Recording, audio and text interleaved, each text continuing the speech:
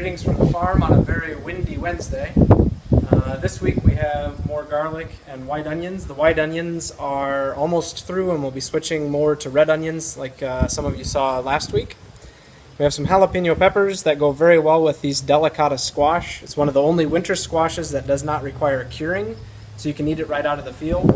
It has a really pale flesh. You just kind of cut it into wedges. You can chop up your jalapenos in some olive oil and then coat the entire squash, including the washed skin, and eat it like a spicy squash fry, or you can just bake it like you would any other squash. Because of our really wet weather, we are noticing some blemishes on the outside of the squash, like this little spot. Just be aware that this type of squash does not have an exceptionally long shelf life, so you really should be eating them up. Don't try to hang on to them for weeks or months. And those spots are just cosmetic. The squash inside is perfectly fine. The very last of our watermelons. I love watermelons. I apologize to those of you who do not. We've had better pollination because our bee population is increasing, the native bees. We will probably scale back the number of plants that we put in the ground next year, still expecting a nice yield. But if you don't like watermelon, I apologize. Freeze it for smoothies later in the year if you'd like. You just kind of scoop it out, put it in a freezer bag, and then you can put it in smoothies as your ice cubes. We have the first round. We'll probably have a little bit more, or it'll be a smaller quantity next week, but we'll have more edamame, which is the edible soybean. It's edamame. I just steam after washing the shells, the whole shell, just steam it until it pops open. And then you see how it's kind of fuzzy on the outside like a soybean. I strip the beans out with my mouth. That grosses Melissa out. She doesn't like that texture because it's like a caterpillar. She just kind of pushes them out after the pod has popped open. And all we do is we just add a little bit of salt. We don't put butter or anything with them. This variety is called butter beans, and it has a really nice creamy texture.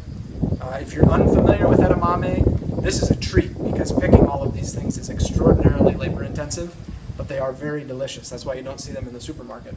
The labor in picking, that is.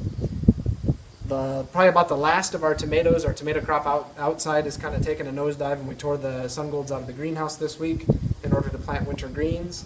We have some more sweet peppers, red or yellow, or a combination of both, and some fall salad mix, which is probably welcome to any of you who are missing salad greens. So until next time, have a great week. Edamame field, and they really are a labor of love because they don't pick as easily as peas or green beans.